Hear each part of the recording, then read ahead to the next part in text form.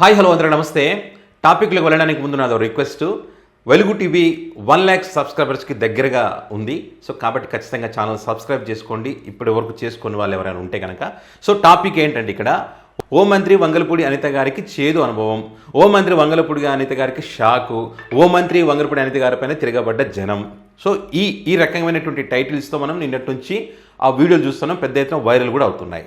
ఈ క్రమంలో ఈ అంశానికి సంబంధించి ఆ ప్రజలు ఆ కాన్వాయ్ని అడ్డుకోవడానికి సంబంధించి మరి కొంతమంది ఏమంటున్నారంటే, మీకు సూపర్ 6 పథకాలు ఇచ్చి అన్నీ ఇంటి దగ్గరికి పంపిస్తుంటే తిన్నది అరక్క ఈ రకంగా హోమ్ మినిస్టర్ గారి కాన్వాయ్ని అడ్డుకుంటారా అనేటువంటి కామెంట్లు చేస్తూ ఉన్నారు. సో ఇక్కడ హోమ్ మినిస్టర్ గారి కాన్వాయ్ని అడ్డుకుంటారా అంటే, హోమ్ మినిస్టర్ గారు ఎట్లకెళ్ళి అయ్యారు? ఈ ప్రజలు ఓటేస్తేనే వాళ్ళు ఎమ్మెల్యేగా గెలిచారు, ఎమ్మెల్యే గెలిచి హోమ్ మినిస్టర్ పదవిలో కూర్చున్నారు.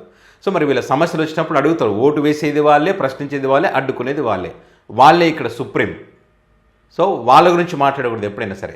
సమస్య ఏంటి అనేది దాని గురించే మాట్లాడాలి. అసలు సమస్య ఏంటి, వాళ్ళ బాధ ఏంటి అన్నది ఒక్కసారి మనం చూస్తే, ఒకసారి ఇక్కడ చూడండి.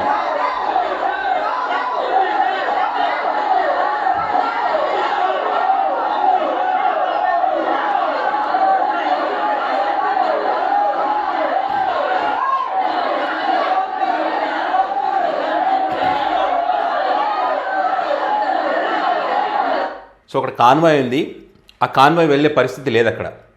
ఎందుకంటే ఆ స్థానికులందరూ కలిసి వీళ్ళకున్న సమస్య పరిష్కారం అయ్యేదాకా, శాశ్వత పరిష్కారం అయ్యేదాకా ఒక హామీ ఇచ్చేంత వరకు మేము ఇక్కడ నుంచి కదలనివ్వమని చెప్పి అడ్డుకున్నటువంటి పరిస్థితి.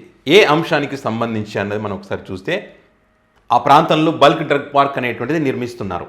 సో పనులు కూడా మొదలైనవి.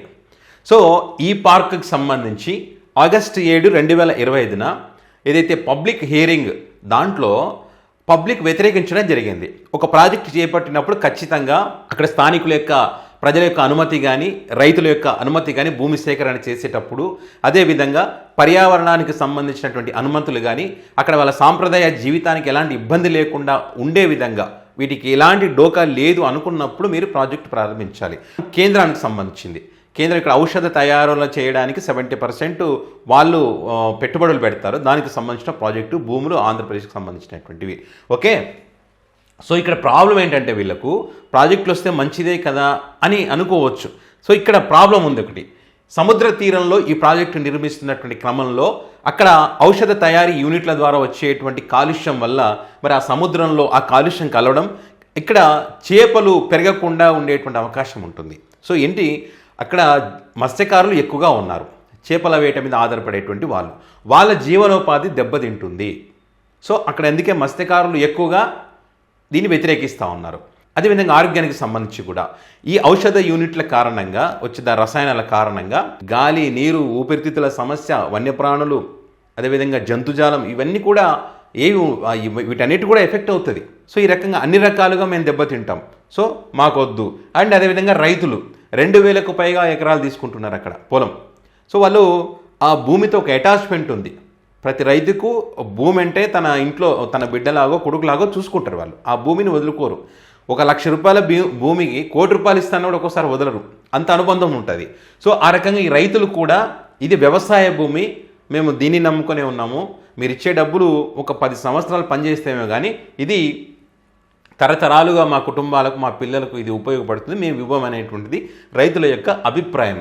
సో మరి వారి యొక్క అభిప్రాయాలను మనం గౌరవించాలా లేదా? సో ఇక్కడ మత్స్యకారుల యొక్క అభిప్రాయాలను గౌరవించాలా లేదా? వాళ్ళ సాంప్రదాయ జీవితాన్ని మనం ఈరోజు దెబ్బతీస్తూ ఉన్నాం.